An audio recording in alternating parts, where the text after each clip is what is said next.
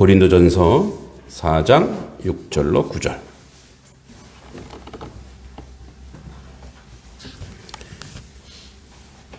교독하겠습니다. 제가 먼저 6절 읽겠습니다. 형제들아, 내가 너희를 위하여 이 일에 나와 아볼로를 들어서 본을 보였으니 이는 너희로 하여금 기록된 말씀 밖으로 넘어가지 말라 한 것을 우리에게 배워 서로 대적하여 교만한 마음을 가지지 말게 하려 함이라.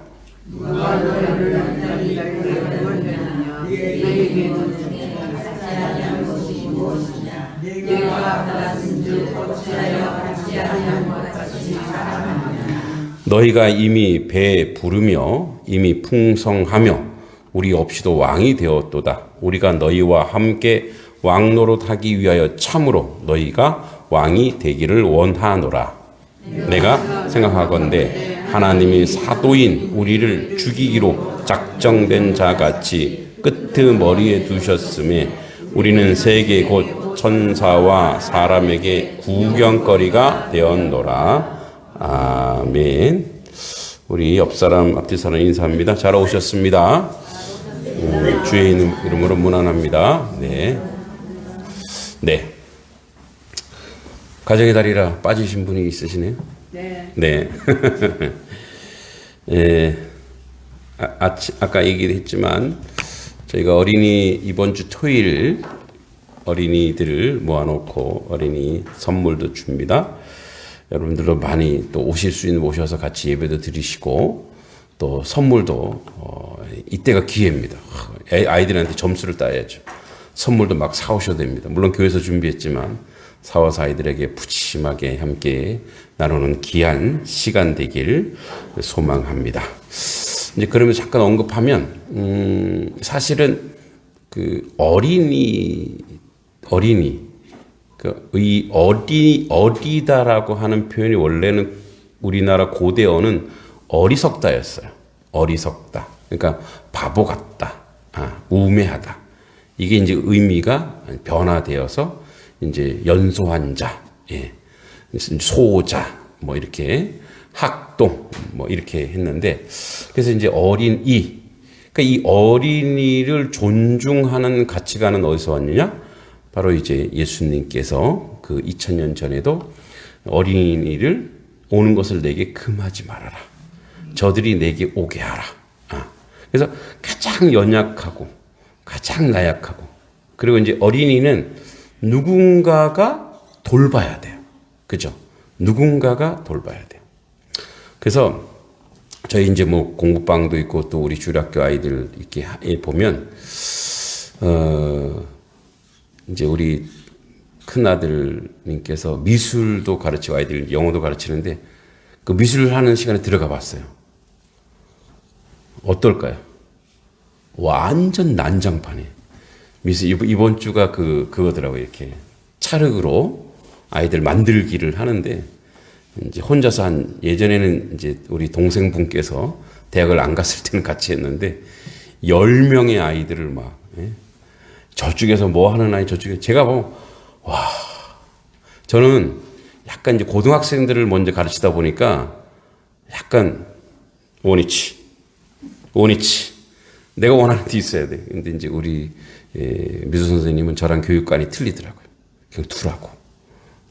그래서 그걸 다 인내하고 받아들이는데 와 그래서 나중에 이제 막 이제 청소는 같이 하는 거죠. 뭐 밑에 보면 막 떨어져 있고 막 음식물 먹으면 막 떨어져 있고 엄마들도 같이 하지만 항상 어린이들은 뭐가 가요?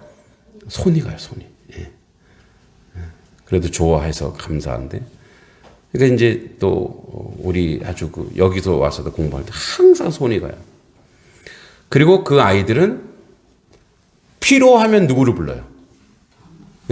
엄마, 선생님 무조건 부르는 거예요. 무조건 불러. 여러분 예수님이 왜 어린아이 같아야 된다 그랬을까요? 그것은 우리가 순수하다라고 하는데 그건 착각이에요. 여러분 애들이 순수해요? 우리가 보기에 너무 우리가 더러워져서 순수해 보이지만 애들도 똑같아요. 욕심 부리는 거 다 똑같아요. 그게 아니고 예수님이 어린아이 같다라고 하는 표현은 순수 순결이 아니에요. 인생은 다 똑같아요. 태어날 때부터 다 똑같아요. 여러분, 우리 애들이 야, 엄마가 피곤하니까 지금 엄마한테 모유를 달라 그러지 말고 내일 아침에 일어나서 달라 그러자. 이런 애기가 있어요? 무조건 자기밖에 모르잖아요. 인생이 그래요. 근데 예수님이 왜 그랬을까? 그거는 얘네들은 항상 엄마를 찾고 아빠를 찾아요. 요만한 부족함에서도 엄마 찾고 아빠 찾아요. 이거를 보는 거예요. 무슨 말이냐? 우리에게 그걸 요구하는 거예요. 나를 찾으라. 그게 믿음이에요, 믿음. 왜 엄마 찾고 왜 아빠 찾아요, 얘네들이? 엄마, 아빠가 오면 모든 것이 해결될 줄 아니까. 그리고 자기의 욕구를 풀어줄 줄 아니까. 그래서 뭐예요? 그래서 그것을 믿음으로 보는 거예요. 그래서 너희가 어린아이 같은 믿음. 전적으로 부모라고 생각하고, 전적으로 무슨 일만 생기면 주님을 부르는 거예요. 여러분 해결하려고 그러잖아요. 무슨 일만 생기면 누구를 찾으라고요? 주님을 찾으래요. 할렐루야. 일만 생기면 내가 주님을 찾아야 돼요. 자꾸 내가 내 방법대로 하려고 하지 말고 주님을 찾으라는 거예요. 자, 오늘 이제 고린도전서 14번째 시간인데, 자, 이제 우리가 뭐 부활절 지나고 너무 많이 이제 지나갔기 때문에 좀 점검해 보면, 이제 고린도 교회가 가지고 있는 그런 문화들이 있었죠. 그래서 그 문화 속에 너희가 4장 1절로 1, 2절을 보면은 우리가 맡은 자, 우리에게 맡겨진 것이 있는데 그것은 뭔가 계산하고 생각하지 말고 맡기는 충성을 다하라고 얘기하는 거예요. 그리고 이제 오늘 우리가 얘기하는 게 이 고린도 교회의 분열, 영적 자만을 지적하면서 어떻게 될지 얘기하는데, 고린도 교회는 다양한 은사와 지식을 가진 교회였어요. 그러니까 기능이 뛰어나요. 능력이 있단 말이에요. 근데 내부적으로 분열과 자만, 교만한 태도가 팽배해 있었어요. 그래서 나는 바울파, 나는 아볼로파, 나는 베드로, 게바파, 지도자들 중심으로 당파가 형성되기 시작했어요. 당파가. 그래서 우열을 다투었어요. 그리고 이제 오늘 이 일에 있어 나와 아볼로를 들어 본을 보였으니, 여기서 아볼로는 학문과 언변이 아주 뛰어난 인물이었어요. 이에 비해 바울은 외모나 말주변에서 부족한 평가를 받고 있기도 했어요. 그래서 서로 이제 막 비교하는 거예요. 이런 지도자를 비교는 교회 내 우월감을 조장하는 거예요. 그 바울은 이에 대해서 강력하게 경고하고 있는 거예요. 그래서 형제는 내가 너희로 이 일에 나와 아볼로를 들어서 본을 보였으니 이는 너희로 하여금 기록된 말씀 밖으로 넘어가지 말라. 그러니까 기록된 말씀은 이제 구약 성경이기도 해요. 이게 올리기 자꾸 이게 막 울리네, 그죠? 이제 만져갖고 자, 기록된 말씀 밖으로 넘어가지 말라고 한 것은 이런 거예요. 구약 성경 또는 복음의 기준을 넘어가 자기 의견과 인간의 지혜로 판단하지 말라는 거예요. 그러니까 바울과 아볼로가 이렇게 있으면, 이제 우리가 누군가 이렇게 있으면, 이 사람이 이게 뛰어나, 이 사람이 이게 잘났어. 그래서 나는 이쪽이야, 나는 이쪽. 이런 걸 하지 말라는 얘기예요. 왜냐하면 우리가 이제 은사에서 하나님은 다양한 그 은사를 주셨다 이거예요. 은사를. 그죠? 그래서 하나님이 목회자들에게도 다양한 은사를 주셨어요. 그리고 이제 뭐 다양한 외모도 주셨듯이. 그거는 누가 주신 거냐면 하나님이 주신 거예요. 그래서 나는 아볼로요, 나는 게바요, 나는 바울이요, 이런 말을 하지 말까. 그러니까 말씀 안에서, 복음 안에서 여기서 넘어가지 말아라는 거예요. 그러니까 여기서 넘어가면 그 다음에 뭐냐면 교만한 마음을 가진다는 거예요. 그러니까 누군가를 판단하고 평가하는 순간 내가 하나님이 되었다 이거예요. 내가 하나님이 되어서 왜냐하면 하나님만 판단하시고 하나님만 평가하시는 거예요. 할렐루야. 하나님만 판단하고 하나님만 평가하는 것이에요. 그러니까 우리가 하나님을 판단하고 평가하는 순간 우리가 이미 하나님이 된 거예요. 이제 이런 거예요. 예를 들어서 교회를 선정하는 데 있어서 자기 스타일에 안 맞으면 뭐 교회는 여러 곳이 있어요. 그러면 나의 스타일에 맞는 그런 교회 가서 헌신하고 봉사하면 되는 거예요. 그런데 나는 거기가 그분이 뭐가 안 좋아 싫어서 나는 떠났어. 이런 말 하지 말란 얘기예요. 왜냐하면 다 사람은 연약하거든요. 나약하거든요. 그래서 우리가 이렇게 원래의 기준, 성경의 기준, 복음의 기준을 넘어서 인간의 지혜를 판단하지 말라. 왜냐하면 서로 대적하고 보세요. 서로 이렇게 되면은 뭐냐면 서로 대적하고 교만한 마음을 가지는 역사가 일어난다는 거예요. 그러니까 고린도 교회가 그랬다라는 거예요. 응? 나는 여기, 나는 저기 이런 식으로. 그래서 이게 내 스타일이야 이런 식으로. 그건 바로 뭐냐면 분열을 시작하는 사탄의 역사이고 사탄이 우리를 통해서 그렇게 분열되게 하는 거예요. 7절에 누가 너를 남달리 구별하였느냐? 내게 있는 것 중 받지 아니한 것이 무엇이냐? 내가 받았은즉 어찌하여 받지 아니한 것 같이 자랑하느냐? 또 이런 말도 있는 거예요. 자, 아볼로가 언변에 뛰어나고 능력이 있어요. 또는 뭐 바울이 글을 잘 써요. 근데 이게 다 누가 주신 거냐? 누가 주신 거라는 거예요? 하나님이 주시는 거라는 거예요. 그러니까 그 출발과 근원이 하나님께로 왔기 때문에 우리는 여기 7절에 누가 너를 구별했냐? 이것은 뭐냐면 은사의 근원이 하나님께 있다라는 것을 상기시키는 말이에요. 그러니까 하나님이 그 사람에게 줬으면 그 사람은 그 은사로 하나님께 쓰임 받아야 되는 거예요. 쓰임 받아야 되는 거예요. 근데 은사를 받았음에도 그걸 안 쓰면 뭐예요? 그거는 우리 마태복음에 나와 있듯이 달란트 비유 있듯이 하나님 울며 이를 갈미 있으리라 이런 얘기예요. 왜냐하면 내가 너한테 줬는데 그걸 쓰지 않는 거는 뭐예요? 하나님 앞에 죄를 짓는 거예요. 근데 이제 하나님이 그 은사를 줬어요. 그래서 누가 너를 구별했느냐 이 말은 뭐냐? 누가 너에게 그런 선물을 줬니? 은사는 하나님의 선물이에요. 그런 선물을 주신 하나님이 거기 있지 않니? 그러니까 받지 아니한 것이 무엇이냐? 뭐냐면 모든 것은 은혜다 이거예요. 모든 것은 은혜임을 깨달아 자랑이 아닌 이렇게 가야 되는 거예요. 감사로 가라. 감사로. 할렐루야. 감사로 가라. 감사로.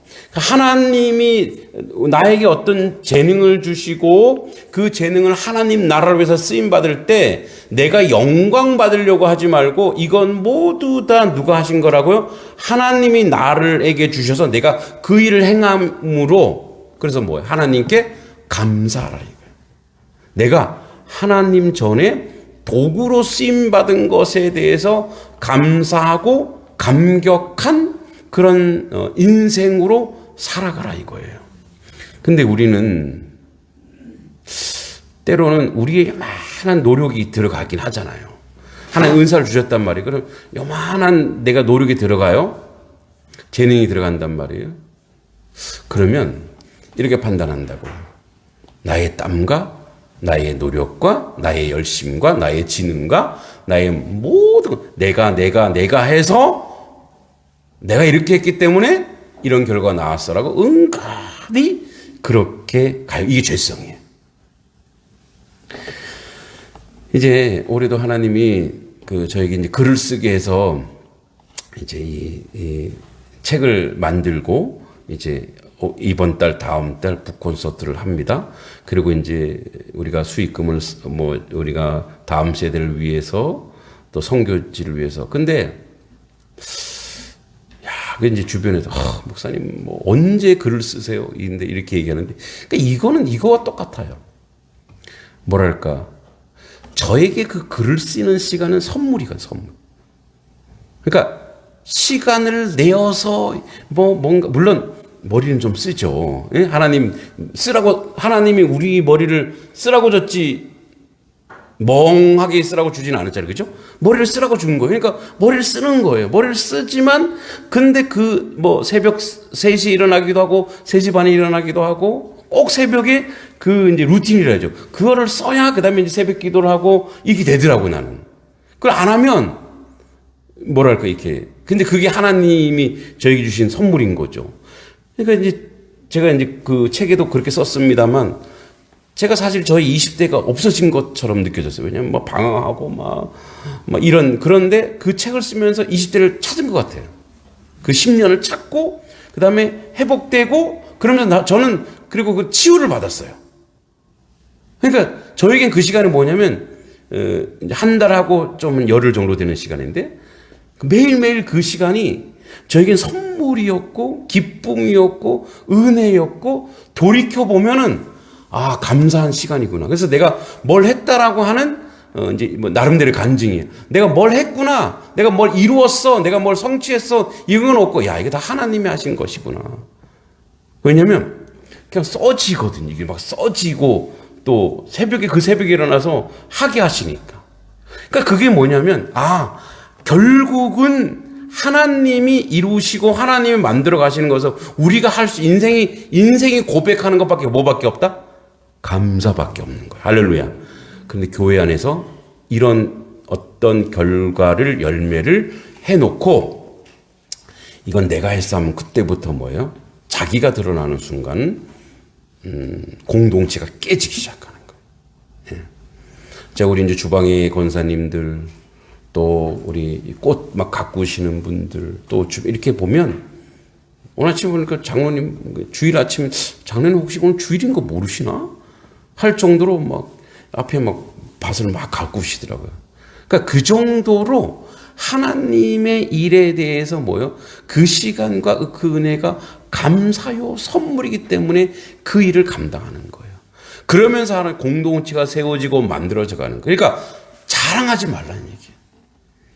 이게 내가 이 정도야, 이런 얘기를 하지도 말라는 얘기예요. 왜?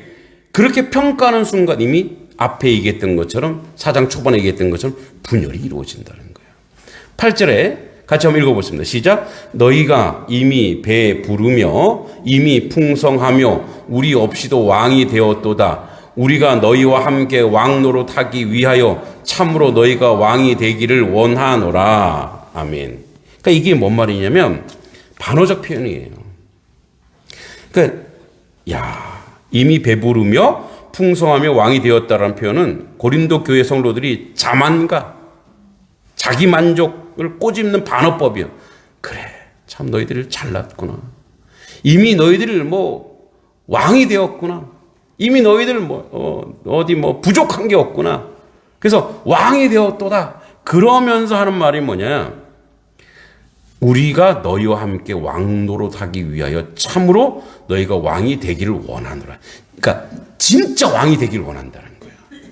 그러니까 세상에 자기 자랑하고 자기를 드러내는 그런 왕, 그러니까 거짓말 같은 왕, 그런 자기 자랑 그런 왕이 아니라 너희가 예수 안에서 참된 왕이 되기를 원하노라. 이 얘기를 하는 거예요.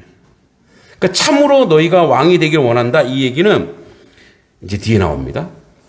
9절에 나오지만 바울은 자신들의 고난받은 사도임을 대조하면서 진정한 하나님의 일꾼은 화려한 삶이 아니라는 거예요. 십자가의 길을 걷는 자임을 말하고 있는 거예요. 그래서 9절을 한번 보면 이렇게 돼 있죠. 9절에. 자, 내가 같이 읽습니다. 시작. 내가 생각하건대 하나님이 사도인 우리를 죽이기로 작정된 자같이 끄트머리에 두셨음에 우리는 세계 곧 천사와 사람에게 구경거리가 되었노라. 이렇게 되었어요. 여러분, 여기 이제 구경거리란 말이 나오죠. 구경거리. 이 구경거리가 헬라어로 극장이라는 뜻입니다. 극장. 데아트론이라 해서 극장. 이제 이 로마의 이제 군대는 전쟁터에서 싸워서 이기잖아요. 그러면 제일 앞에 개선장군, 대장군이 딱 서요. 그리고 막 사람들이 막 연도 쓰고 막 확 박수 이겼다고. 그 다음에 이제 전리품을 해요. 뭐 금, 은, 막 양, 소, 막 제일 마지막에 포로들을 갖다가 어떻게 해요? 손 묶어서 질질 끌려가는 거예요. 그게 데아트론이에요. 그래서 예전의 성경에는 로마서는 이렇게 나와요. 말세에 미말에 두었다. 제일 끄트머리는 뭐냐? 이 질질 끌려가는 거예요. 그 사람들에게 뭐예요? 구경거리가 되는 거예요. 사람들이 어떻게 해요? 돌로 막 던지는 거예요. 그러니까 그게 누구냐? 그게 사도다. 그게 예수의 제자이다. 그게 우리의 모습이다. 그래서 뭐예요? 우리는 세계와 곧 천사와 사람에게 구경거리가 되었노라. 그러니까 이게 우리의 본질이라는 거예요. 그리스도의 본질은 앞에 개선 장군처럼 너희들 고린도 교인들 너희들처럼 와 내가 하나님 나라 이것도 했고 내가 뭐 이만큼도 했고 이렇게 했고 그게 아니야. 그러니까 흔적도 없고 어떤 사람들이 알아주지도 못하고 사람들에게 조롱거리가 되고 비방거리가 되고 평생 예수 믿는 사람으로 살았는데 결국은 사람들이 나를 알아주지도 않고 인정해 주지도 않고 근데 그게 본질이야. 그게 바로 십자가의 길이고 그게 바로 예수 믿는 길이야. 그러니까 세상에 그럼 하나님은 왜 세상에 구경거리를 우리를 만드시냐 이거예요. 내가 재산도 명예도 모든 것을 다 버리고 주를 따랐는데 왜 나를 세상의 구경거리로 만드시냐 이거예요. 아주 위대한 역설이죠. 내 세상의 구경거리가 된 것을 자랑하라는 거예요. 세상의 조롱거리가 된 것을 자랑하라는 거예요. 무슨 말이냐? 여러분 예수 앞으로 평생 앞으로도 죽는 날까지 예수 믿기로 작정하셨습니까? 3명 안 했어요. 3명. 자, 예수 믿기로 작정했습니까? 할렐루야. 그럼 이제 여러분 조롱거리 구경거리 될 겁니다. 그게 진짜래. 그게 본질이래요. 왜냐하면 우리의 유산은 우리의 상급은 이 땅에 없기 때문에 그래요. 그래서 이렇게 얘기하죠. 오리를 가고자 하면 몇 리를 더 가래요? 10리를 가래요. 그 여러분 10리 가는 거 쉽지 뭐. 차 타 10리 갈게. 그게 아니에요. 예전에는 치안이 안 됐기 때문에 더 가는 것은 죽음을 각오하고 가는 거예요. 중간에 맹수 만날 수 없고 있고 강도 만날 수 있거든요. 자, 속옷을 달라면 겉옷도 주고, 지저분하게 무슨 속옷, 아니에요. 그거는 그들에게 이게 뭐죠? 이게 추위가, 온도 차이가 높기 때문에 자기가 벗어주면 자기는 죽어요. 왜 그러냐? 이 땅에 우리 것이 없기 때문에 그래요. 그래서 우리는 이 땅에 뭐야? 필그림이에요. 나그네. 우리는 이 땅에서 뭐라고요? 순례자예요, 순례자. 나그네. 그래서 이 땅에서 할 수 있는 거 다 하고 가는 거예요. 그리고 다 드리고 가는 거예요. 다 놓고 가는 거예요. 얘네 사람이 돌아가시면 뭐 몇백만 원, 몇천만 원 들고 갈 노잣돈 상징적이죠. 없어요. 아무것도 가져갈 수 있는 게 없어요. 무엇만 그에게 가져가냐?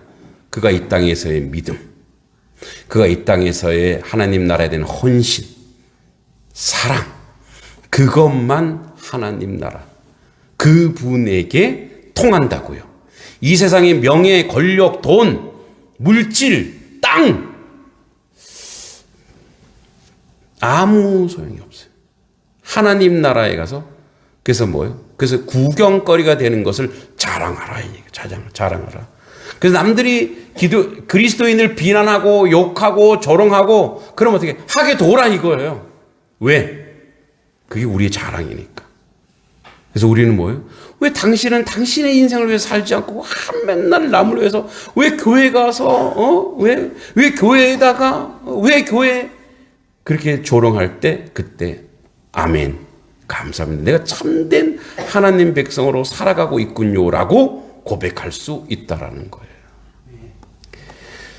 오늘은 어린이 주일이면서 이 말씀을 받습니다. 여러분, 우리가 겁나죠. 우리 아이들이 세상의 구경거리와 세상의 조롱거리로 살아간다면 어찌할까?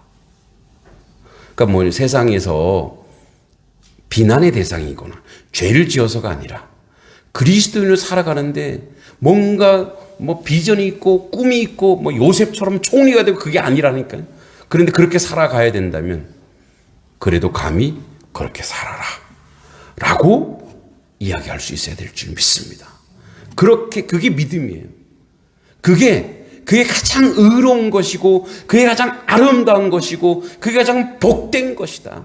그래서 여러분, 늘 제가 얘기합니다. 이 하나님의 교회, 특히 여러분과 제가 같이 감당하고 있는 단석교회는 끝없이 나누어주고 헌신하고 베풀 수 있을 때 베풀고 주신 하나님의 그 거룩한 물질들을 이 땅 가운데 얼마든지 줄 수 있는, 그래서 뭐예요? 오리 심리 가자하고 속옷 겉옷 다 내어줄 수 있는 그런 믿음의 교회, 믿음의 성도 되기를 소망합니다.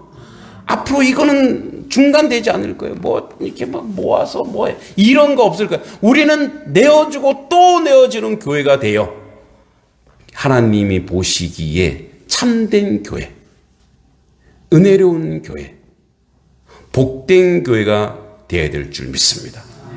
여러분, 우리가 이렇게 살아야 우리 아이들이 우리 아버지, 부모님, 할아버지, 할머니를 봤더니 그의 인생의 가장 중심이 누구였냐?